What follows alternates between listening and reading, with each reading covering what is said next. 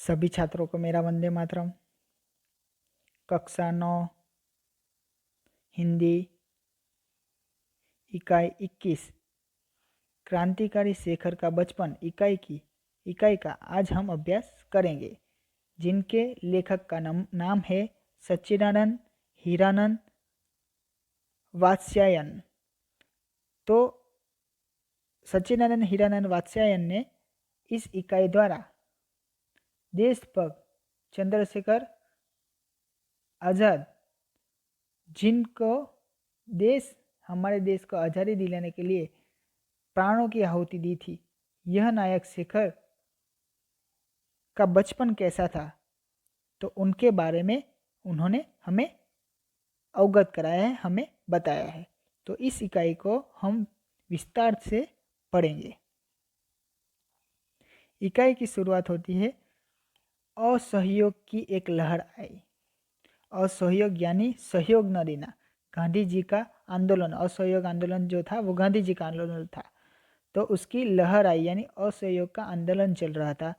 जब हमारे देश में अंग्रेजों का शासन था, तब गांधी जी ने असहयोग का आंदोलन किया था और देश उसमें बह गया और सारे देश के लोगों ने गांधी जी का उस आंदोलन में साथ दिया था।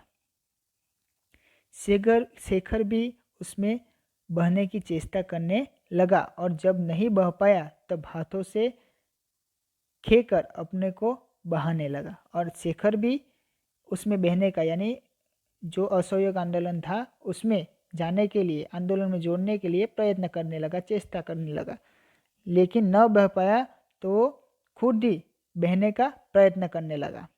कैसे, तो देखते हैं। उसने विदेशी कपड़े उतार कर रख दिए। बाहर तो नहीं जाने देते थे उनके माता पिता उनको, शेखर को, इसलिए उन्होंने क्या किया कि उनके पास जो भी विदेशी कपड़े थे वो उतार कर रख दिए। जो 2-4 मोटे देसी कपड़े उसके पास थे वही पहनने लगा। विदेशी कपड़े छोड़ दिए और देसी कपड़े पहनना शुरू कर दिया। बाहर घूमने मिलने जाना उसने छोड़ दिया। बाहर सब लोगों को मिलना भी छोड़ दिया, क्योंकि इतने देसी कपड़े उसके पास नहीं थे कि बाहर जा सके। और प्रायः दोपहर को वह ऊपर की एक खिड़की के पास जाकर खड़ा हो जाता और बाहर देखा करता था। उसके पास देसी कपड़े नहीं थे, इसलिए ज़्यादा देसी कपड़े नहीं थे, इसलिए उसने घूमना मिलना, लोगों से मिलना छोड़ दिया और हर रोज़ दोपहर को वह ऊपर की खिड़की के पास जाकर खड़ा हो जाता और बाहर देखता रहता था। उसके घर की खिड़की के पास जाता था और बाहर देखता रहता था। कभी दूर से जब बहुत से कंठों की संवेद पुकार उस तक पहुंचती, यानी कई लोग पुकारते, बुलाते, तो उसकी आवाज़ दूर दूर तक सुनाई देती। उन्हें नहीं बुलाते, लेकिन भारत देश को आज़ादी दिलाने के लिए नारे लगाते थे, वह आवाज़ उसके कानों तक पहुंचती थी। तब वो भी बोलता था, गांधी का बोलबाला दुश्मन का मुंह काला। तब उसके प्राण पुलकित हो उठते थे। तब उनके प्राण पुलकित यानी प्रसन्न हो उठते थे और वह भी अपनी खिड़की से पुकार उठता था, गांधी की बोलबाला दुश्मन का मुंह काला। जब गांधी की बोलबाला दुश्मन का मुंह काला वह शब्द उसके कानों पर सुनाई देते थे, तो वो भी उसे दोहराता था। इससे आगे वह जा नहीं सकता था। खिड़की पर के पास खड़ा होकर यह सिर्फ बोल ही सकता था, इससे आगे वो कुछ कर पाता नहीं था। घर से अनुमति नहीं थी, लेकिन अनुमति का न होना ही तो एक अंकुश था जो निरंतर उसे कोई मार्ग ढूंढने के लिए प्रेरित किया करता था। घर में उसे अनुमति नहीं थी कि वो बाहर जा सके, इसीलिए वो घर में ही रुककर जो शब्द पुकारा करता था, गांधी का बोलबाला दुश्मन का मुंह काला, वो भी पुकारा करता था। चंद्रशेखर आज़ाद पुकारा करते थे। माँ के अतिरिक्त सब लोग बाहर गए हुए थे। एक दिन माँ के अतिरिक्त सब लोग बाहर गए हुए थे। माँ ऊपर कोठे पर बैठी हुई थी। उसकी माँ ऊपर बैठी हुई थी। शेखर ने घर के सब कमरे में से विदेशी कपड़े बटोरे और नीचे एक खुली जगह पर ढेर कर दिया। उसके घर में जितने भी विदेशी कपड़े थे वो विदेशी कपड़े ले लिए और घर के बाहर एक खुली जगह थी, वहाँ पे जाके रख दिए। फिर लैंप लाकर उन पर मिट्टी का तेल उड़ेला। लैंप लाकर उन पर मिट्टी का तेल, केरोसिन जिसे हम बोलते हैं, वो डाल दिया। तेल का पीपा नौकरों के पास रहता था, वहां जाने की हिम्मत ही नहीं हुई और आग लगा दी। उधेल दिया, तेल का मिट्टी का तेल डाला और उसमें कपड़ों में शेखर, क्रांतिकारी शेखर ने आग लगा दी। आग एकदम भभक उठी। शेखर का आह्लाद भी भभक उठा। वह आग के चारों ओर नाचने लगा और गला खोलकर गाने लगा। उसने मिट्टी का तेल डालकर सारे कपड़ों में आग लगा दी और आग के चारों ओर नाचने लगा और गाने लगा। गांधी का बोलबाला दुश्मन का मुंह काला। और वो नाचने और गाने लगा। बोलता क्या था, शेखर क्या बोल रहा था? गांधी का बोलबाला और दुश्मन का मुंह काला। थोड़ी ही देर में माँ आई और थोड़ी देर में शेखर के गाल भी मानो विदेशी हो गए। यानी थोड़ी देर में बाद उसकी माँ और उसने देखा कि सारे विदेशी कपड़े शेखर ने जला दिए, तो शेखर को मारा, इसलिए शेखर के गाल भी विदेशी हो गए, यानी लाल हो गए मार खाने से, जलने लगे। लेकिन देर राख हो गया। लेकिन जो कपड़े थे वो सारे राख हो गए। आगे, शेखर के मन में विदेशी मात्रा के प्रति घृणा हो गई थी। उसे सारी विदेशी वस्तुओं से घृणा हो गई थी। वो व्यक्ति हो या वस्तु, कोई भी हो, उसे घृणा थी, नफरत थी। उसने देखा कि हमारी नस नस में विदेश का प्रभुत्व ही नहीं, आतंक भरा हुआ है। सारे लोग विदेशी ही हो गए, ऐसा उन्हें लगता था। उसे पुरानी बातें भी याद आई और नई भी। उसे अपनी पुरानी बातें भी याद आई और नई बातें भी याद आई, जो विदेश की ही थी, विदेशी ही थी। वह देखने लगा। उसे यह भी ध्यान हुआ कि पिता उसे घर में भाइयों से अंग्रेजी में बात करने का कहा करते थे। उन्हें यह भी ध्यान आया कि उनके पिताजी उनके भाइयों के साथ जब बात करता था शेखर, तो अंग्रेजी में बात करे, ऐसा उनके पिता शेखर को कहते थे। यह भी कि वह शैशव से अंग्रेजी बोलना जानता है। और उनको यह भी पता चला कि वो बचपन से ही शैशव से ही छोटे थे तभी से अंग्रेजी बोलते हैं। वह भी एक विदेशी ही हुए, पर हिंदी अभी सीख रहा है। लेकिन क्रांतिकारी शेखर जो थे वो हिंदी अभी सीख रहे थे। उसकी पहली आया ईसाई थी। उनकी जो पहली आया जो थी, उसे पालने वाली जो औरत थी, वो ईसाई थी और अंग्रेजी ही बोलती थी। और वो अंग्रेजी ही बोलती थी, ईसाई होने के कारण वो अंग्रेजी बोलती थी। उसका पहला गुरु, शेखर का पहला गुरु, जिसके साथ उसे दिन भर बिताना होता था, एक अमेरिकी मिशनरी थी। उनके पहले गुरु जो थे वो भी एक अमेरिकी मिशनरी थे, जिनके साथ उन्हें दिन भर बिताना पड़ता था। जो पढ़ता चाहे कुछ भी नहीं, जो पढ़ाता चाहे कुछ नहीं था, दिन भर अंग्रेजी की शिक्षा ही तो देता था। जो अंग्रेजी मिशनरी जो था वो पढ़ाता कुछ नहीं था, दिन भर मात्र अंग्रेजी की ही शिक्षा देता था। शेखर ने देखा कि यदि मातृभाषा वह है जो हम सबसे पहले सीखते हैं, तब तो अंग्रेजी ही उसकी मातृभाषा है। शेखर को ऐसा लगा कि मातृभाषा कौन सी है, जो हम सबसे पहले सीखते हैं वही हमारी मातृभाषा हुई, तो अंग्रेजी ही शेखर की मातृभाषा है, ऐसा उन्हें लगा। और विदेशी उसकी माँ है, ऐसा उन्हें लगने लगा। उसके आत्माभिमान को बहुत सख्त धक्का लगा। उनके अभिमान को बहुत ज़्यादा धक्का लगा। जिसे मैं द्रोणी समझता हूँ, उसी विदेशी को माँ कहने का कोई बाध्य हुए। जिन पर गुस्सा करता हूँ, जो मुझे पसंद नहीं, उसी विदेशी को ही मुझे माँ कहना पड़ता है, इसलिए उन्हें बुरा लग रहा था। उसने उसी दिन से बड़ी लगन से हिंदी पढ़ना आरंभ किया और उन्होंने सोचा कि अब हमें हमारी मातृभाषा में ही पढ़ना चाहिए, हमारे देश की भाषा में ही पढ़ना चाहिए, इसलिए वो हिंदी सीखने लगे। चेष्टा से अपने बातचीत में से अंग्रेजी शब्द निकालने लगा। और शेखर अपनी बातचीत में भी अंग्रेजी शब्द कोई नहीं बोलता था, सिर्फ हिंदी शब्द ही बोलते थे। अपनी आदतों में से विदेशी अभ्यासों को दूर करने लगे। उनके जो आदत थी, जो विदेशी वस्तुओं की आदत थी, उसे भी वो दूर करने लगे थे और अपने देश की चीज़ों का उपयोग ज़्यादा करने के लिए ज़्यादा करते थे। और अपने हिंदी ज्ञान को प्रमाणित करने के लिए और गांधी के प्रति अपनी श्रद्धा जिसे व्यक्त करने का और कोई साधन उसके पास नहीं था प्रकट करने के लिए उसने एक राष्ट्रीय नाटक लिखना प्रारंभ किया। वो हिंदी भाषी है और गांधी जी के प्रति उनके मन में श्रद्धा है, लेकिन वो श्रद्धा कैसे सब लोगों के सामने आए कि वो हिंदुस्तानी है। तो उन्होंने एक राष्ट्रीय नाटक लिखना शुरू कर दिया, हिंदी में लिखना शुरू कर दिया। जीवन में देखे हुए एकमात्र खेल की स्मृति अभी ताज़ी थी। उन्हें जीवन में एक ही खेल देखा था, वो भी उन्हें याद था, इसलिए उसने लिखने में विशेष कठिनाई नहीं हुई। इसलिए उन्हें जो हिंदी में लिखना है उसमें कठिनाई मुश्किल नहीं हुई। प्रस्तावना तो ज्यों की त्यों हथिया ली, केवल कहीं कहीं कुछ मामूली परिवर्तन करना पड़ा। प्रस्तावना तो जो कि तो उसने लिख दी, लेकिन कहीं कहीं पे उन्हें परिवर्तन करना पड़ा था। उसके बाद नाटक आरंभ हुआ। एक स्वाधीन लोकतंत्र भारत का विराट स्वप्न जिसके राष्ट्रपति गांधी है और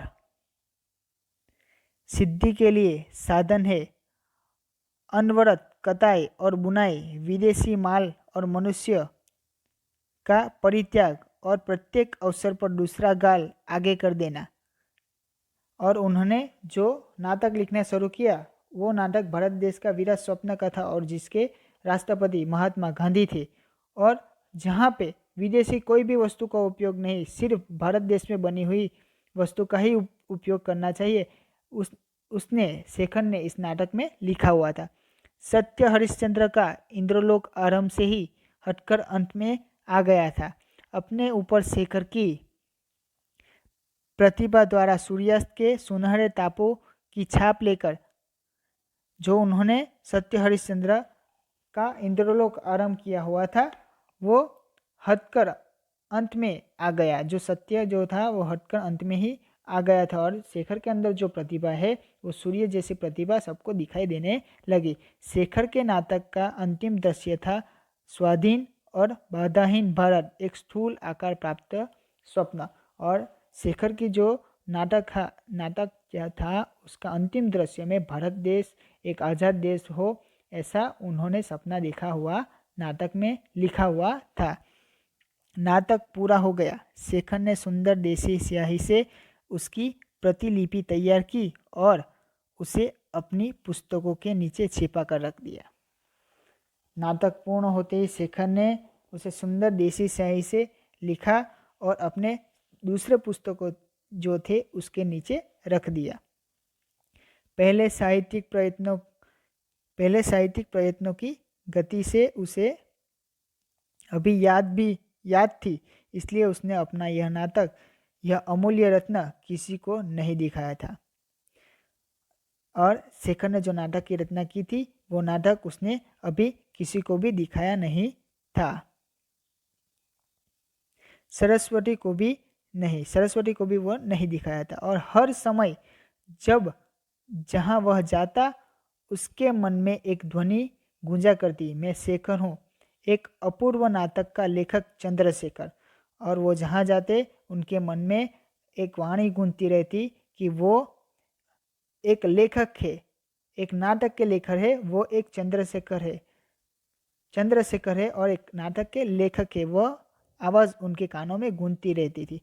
और मैंने अकेले ही बिना किसी की सहायता के अपने हाथों से उसका निर्माण किया है। और उस नाटक का निर्माण उन्होंने खुद ही किया है, दूसरे किसी व्यक्ति की सहायता लिए बिना। स्वाधीन बाधाहीन भारत के उस चित्र का मैंने यानी शेखर ने ही उनकी रचना की थी। शेखर के पिता एक दिन एक दौरे पर जा रहे थे। बाहर गांव शेखर के पिता जा रहे थे और शेखर साथी था और शेखर उसके पिताजी के साथ ही जाने वाला था। बांकीपुर स्टेशन पर सामान रखकर पिता और पुत्र वेटिंग रूम के बाहर टहल रहे थे। बांकीपुर स्टेशन पे सामान रखकर चंद्रशेखर और उसके पिताजी बाहर टहल रहे थे, घूम रहे थे। शेखर कुछ आगे, पिता पीछे पीछे। शेखर आगे आगे चल रहा था, उसके पिता उसके पीछे पीछे चल रहे थे। पास से एक लड़का आया, शेखर के पास एक लड़का आया और शेखर की ओर उन्मुख होकर अंग्रेजी में बोला, और शेखर के पास आकर अंग्रेजी में कुछ बोला, तुम्हारा नाम क्या है? उस लड़के ने शेखर से पूछा, तुम्हारा नाम क्या है, इंग्लिश में। शेखर ने सिर से पैर तक उसे देखा। शेखर ने उस लड़के को सिर से पैर तक देखा। लड़का एक अच्छा सा सूट पहने था, सिर पर अंग्रेजी टोपी और उसके स्वर में अहंकार था। उस लड़के ने सूट पहना हुआ था, अंग्रेजी टोपी भी पहनी हुई थी, और उसने जो प्रश्न किया था कि तुम्हारा नाम क्या है अंग्रेजी में, उसमें अहंकार भी दिखाई दे रहा था शेखर को। शायद वह अपने अंग्रेजी ज्ञान का परिचय देना चाहता था। चंद्रशेखर को लगा कि शायद उसे इंग्लिश आती है, अंग्रेजी आती है, यह दिखाना चाहता था मुझे, इसलिए यहाँ पे आया है। शेखर को प्रश्न बुरा और अपमानजनक लगा, उसने उत्तर नहीं दिया। शेखर को प्रश्न अच्छा नहीं लगा, बुरा और अपमानजनक लगा, इसलिए उसने कोई जवाब दिया नहीं। कुछ इसलिए भी नहीं दिया कि पीछे पिता थे, पिता की उपस्थिति में बात करते हुए झिझकता था।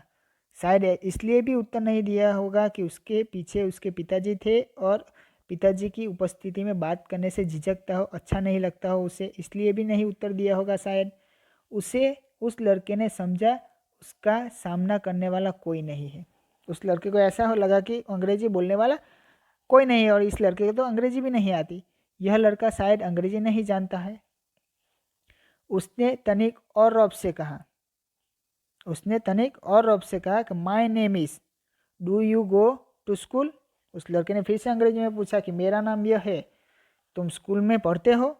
शेखर के पिता वहाँ न होते तो वह प्रश्न का उत्तर चाहे न देता, पर हिंदी में कुछ उत्तर अवश्य देता। अगर शायद शेखर के पिताजी उसके पीछे नहीं होते तो वो उसे बालक को प्रश्न का उत्तर न देता, और हिंदी में देता तो कुछ हिंदी में तो कुछ अवश्य उसे उत्तर दे ही देते। उसके मन में यह संदेह उठा भी रहा था कि वह लड़का शायद कोई पाठ ही दोहरा रहा था। अंग्रेजी इतनी जानता नहीं, पर उसने घृणा से उस लड़के की ओर देखा, उत्तर कोई नहीं दिया। अंग्रेजी जानने के बावजूद भी शेखर ने उसे उसके प्रश्न का उत्तर नहीं दिया और गुस्से से उस लड़के की ओर देखते रहे, लेकिन उसके प्रश्न का उत्तर नहीं दिया था। पिता ने क्रुद्ध स्वर में कहा, पिता ने गुस्से में कहा, शायद उस लड़के को जताने के लिए कि मेरा लड़का भी अंग्रेजी जानता है।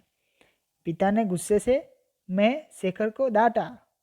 क्यों? क्योंकि उसके पिता भी यह दिखाना चाहते थे कि उनके बेटे को भी अंग्रेजी आती है। जवाब क्यों नहीं देते? और बोले कि लड़के ने जो प्रश्न किया उसका उत्तर तुम क्यों नहीं देते?